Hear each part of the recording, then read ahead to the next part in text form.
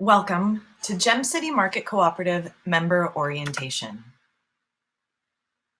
My name is Rachel D.B.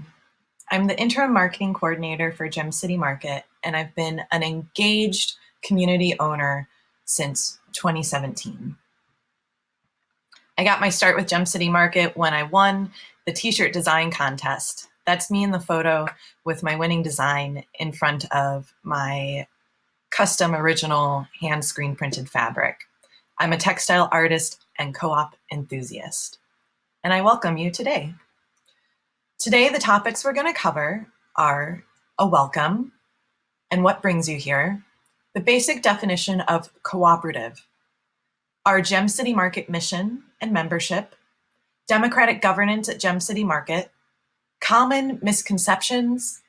I'll give you some mini updates and we'll go over the milestones to open.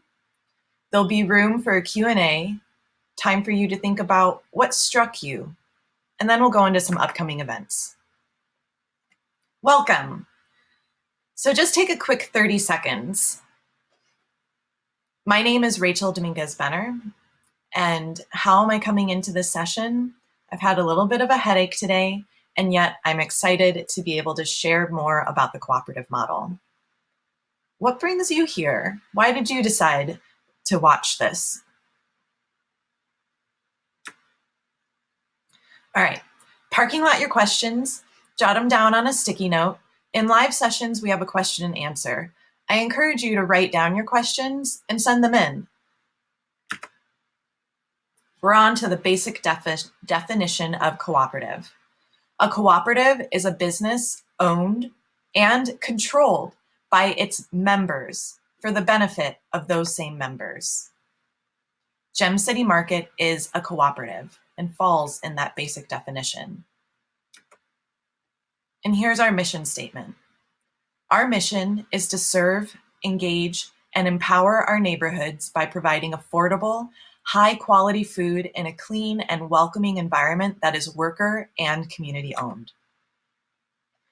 If you notice in the definition of cooperative, that word members, for the benefit of those same members, could bring the question to mind, who are Gem City Market's members?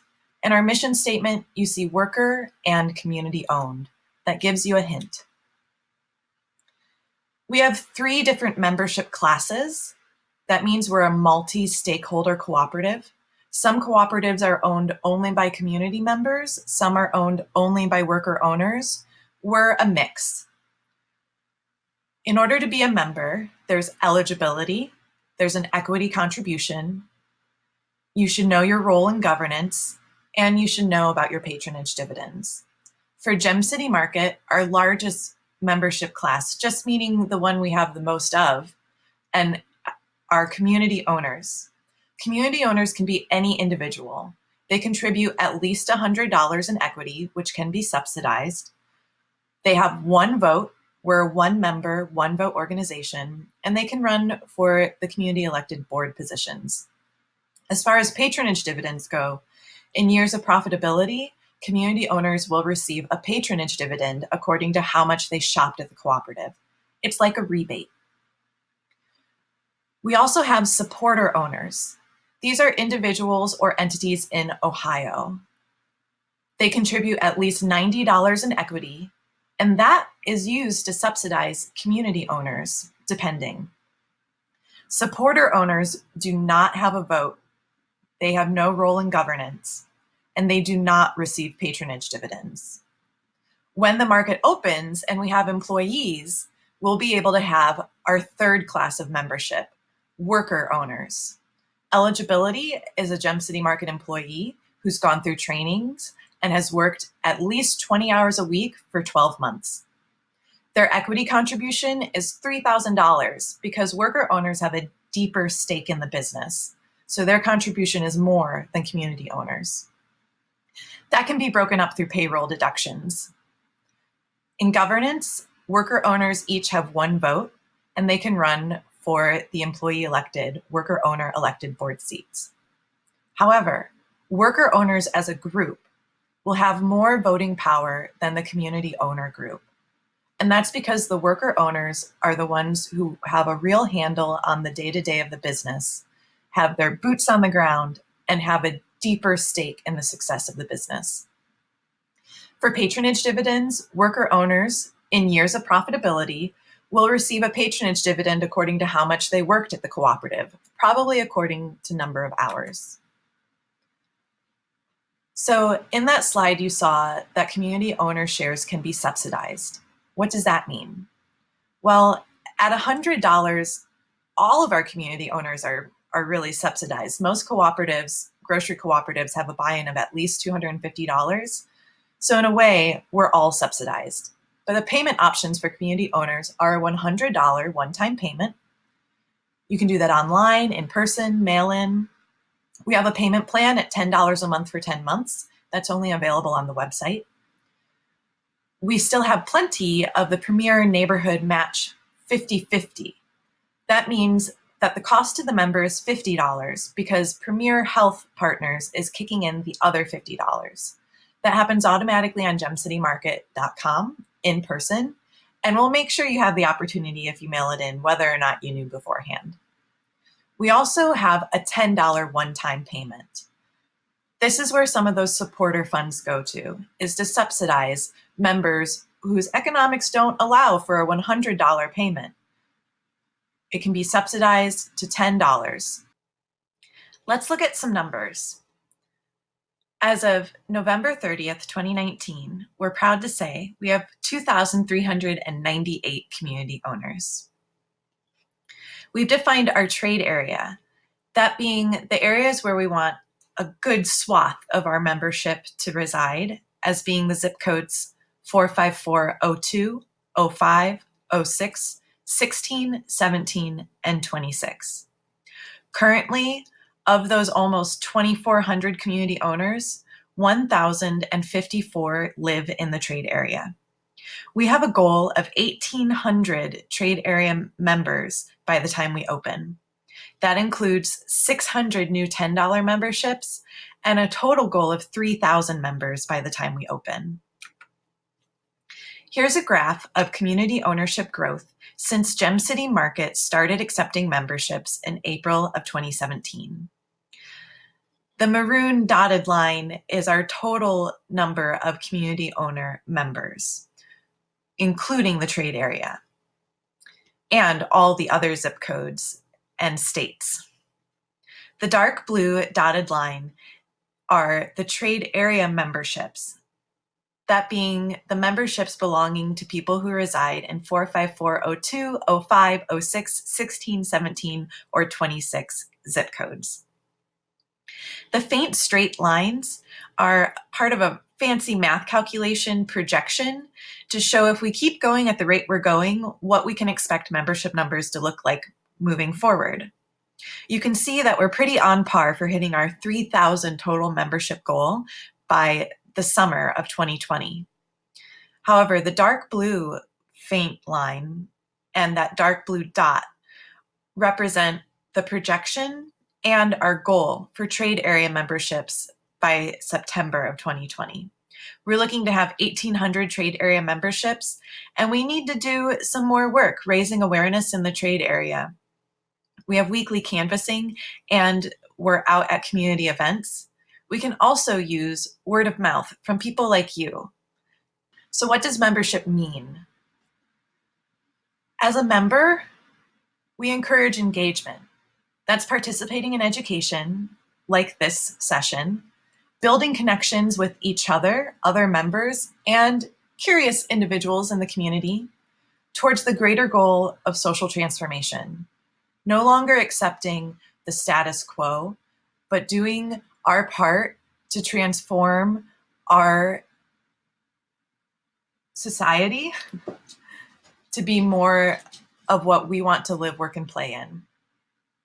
Membership also includes control, because membership is ownership. As far as control goes, we're a democratically governed organization. That means members have an opportunity to be part of the governance. We have voting rights. That comes into play mostly at the annual members meeting, where we vote in new board members and vote on important topics for the trajectory of the business that the board needs our input on. We can run for the board of directors, one of the community board member seats, and there are working committees that we'll get into later. And ownership. There will be owner-only promotions when the store opens. And in years of profitability, we'll each receive a patronage dividend. That's like a rebate for how much we shopped at the store. We hold in our foundation the 10 major principles, cooperative principles from the Madrigal model in Spain. It's the largest cooperative corporation in the world, and they've done a lot of work. So they have 10 basic cooperative principles: open admission, democratic organization, sovereignty of labor, instrumental and subordinate nature of capital, participatory management, payment solidarity, intercooperation, social transformation, universality, and in the core, education. If you'd like to learn more about the cooperative principles and read the bylaws for Gem City Market, they're available on the website. Let's get into a little bit of governance. I mentioned that Gem City Market Cooperative is a democratically governed organization. We have a board of directors. There are 9 members on the board of directors, and they're currently transitioning from an organizing board, that is those 9 members really doing a lot of the work to get the cooperative going, to a governing board, meaning bringing in professional support and delegating the work.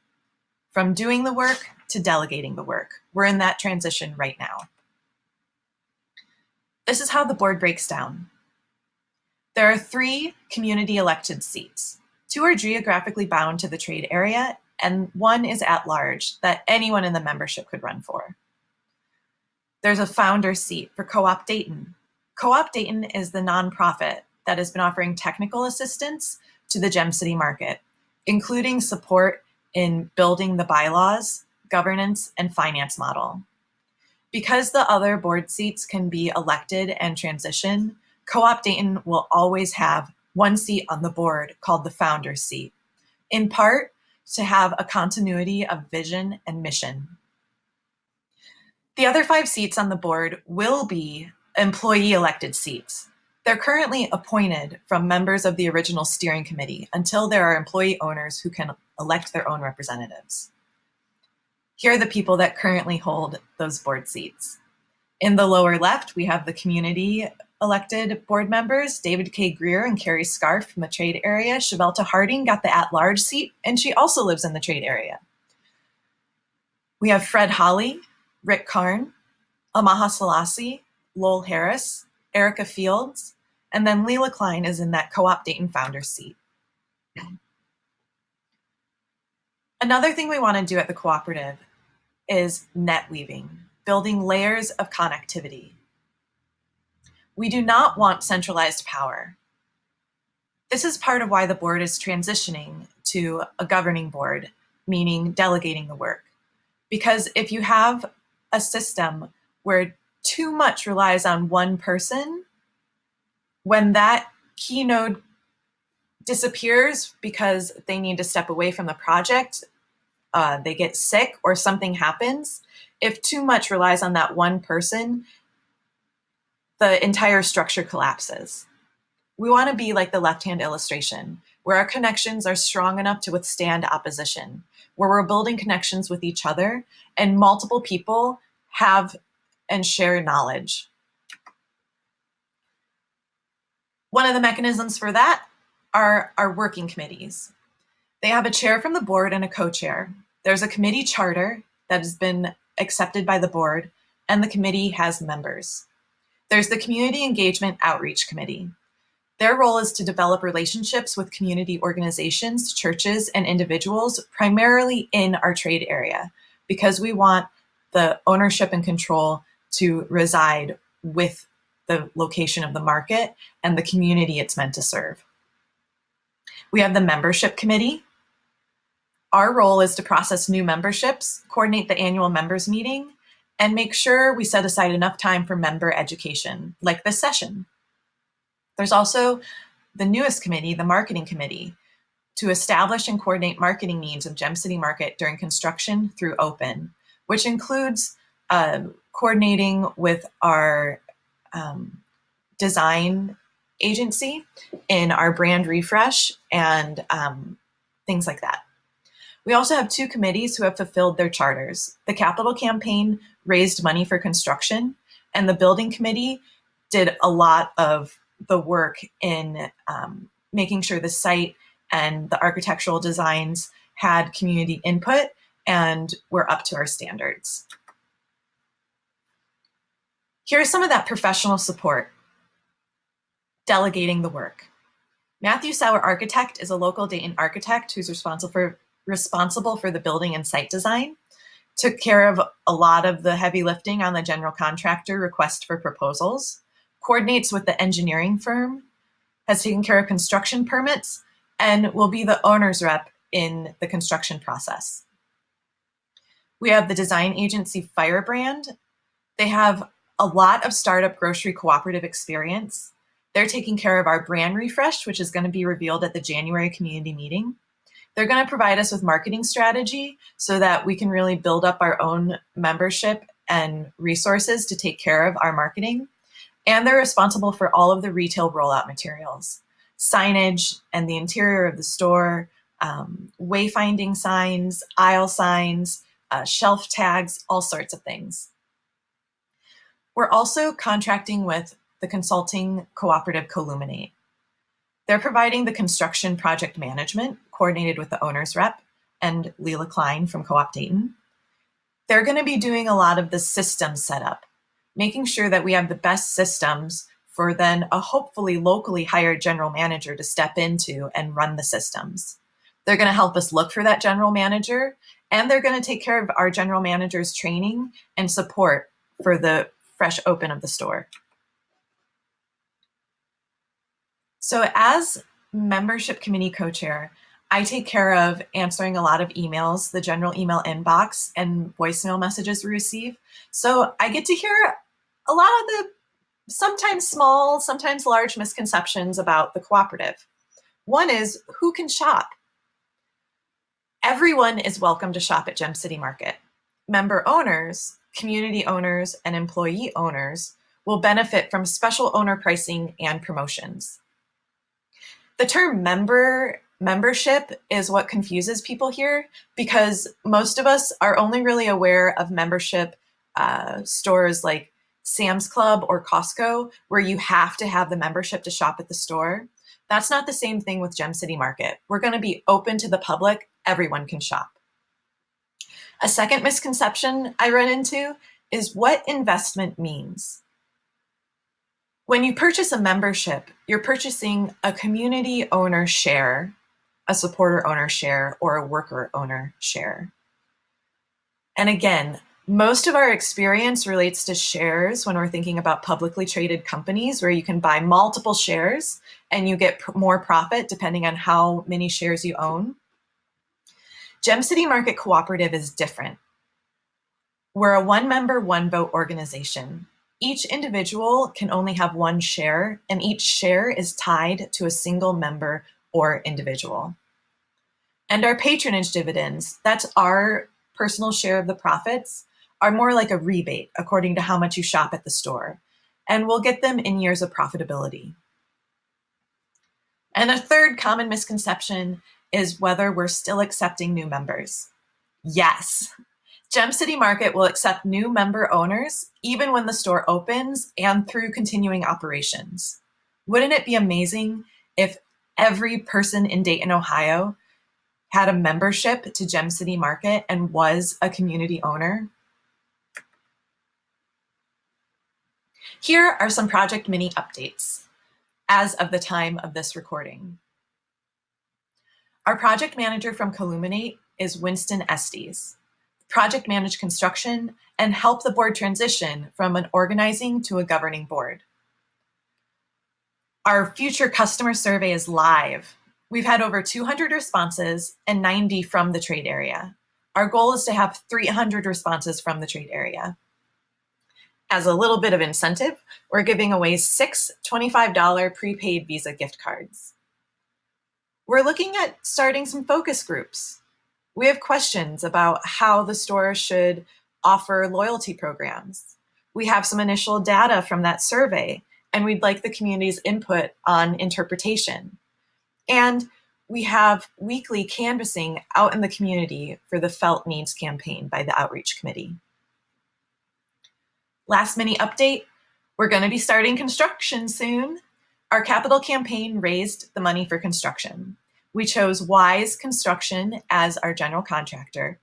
There's a 30% minority and women business enterprise requirement, which means 30% of the total spend of the project will be spent towards minority and women-owned businesses. It's a union project, and there's going to be a bit of a lull while financing is finalized. Let's go over the milestones to open and what we can expect to see, and what we've already seen.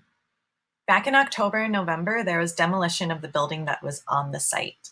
Started in October, completed in November. Now we're in the lull while our new market tax credit deal is finalized. So we're closing financing. There's a citywide PNC new market tax credit transaction that's closing by the end of the year. It's rather complicated.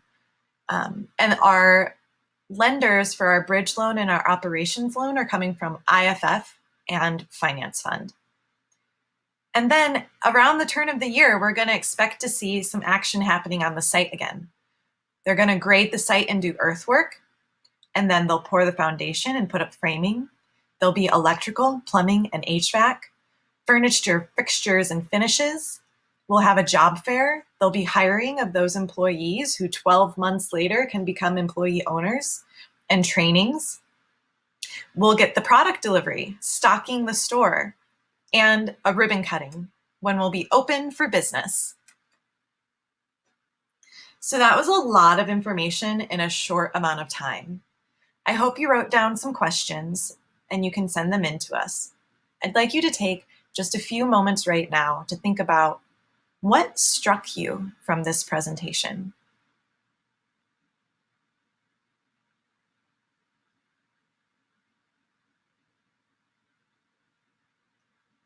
Wrap up your thought, moving right along. We're having a community meeting in January, Tuesday, January 21st at 6 p.m. It goes from 6 to 8, and that's at Central State University West, 840 Germantown Street. At that community meeting, we're going to reveal our new branding. We'll have the survey station set up to receive more completed surveys. We'll give you a construction update. We'll have some room for community announcements for people that are part of our membership and also represent other organizations to take a minute or two to share some of their news with the greater membership. We'll share some of those initial survey results and have breakout sessions, some of those focus groups I mentioned about how you interpret the data, and I'll do another mini member orientation similar to this presentation. We have a winter receipt drive, and there'll be raffles, childcare, and food. Here's how you get to that future customer survey, gemcitymarket.com/survey. We have gift memberships available for purchase. It's a one-time cost for a lifetime. You can purchase a community ownership for someone else, and the pricing is the same. $10 for fixed, limited, or low income, self-identified. $50 if you live in the trade area zip codes of 45402, 05, 06, 16, 17, or 26. Your cost is $50. Thank you to Premier Health Partners. Or the $100 regular membership. And for any of these options, you can add on a t-shirt gift for $27, including shipping. Here's that winter receipt drive we mentioned. We need your help to stock our shelves with what you really love and what our customers will really buy. So start collecting your grocery receipts and find the old grocery receipts you might have laying around. We want to stock our shelves with the goods and foods you really love to buy and cook. So mail us your receipts.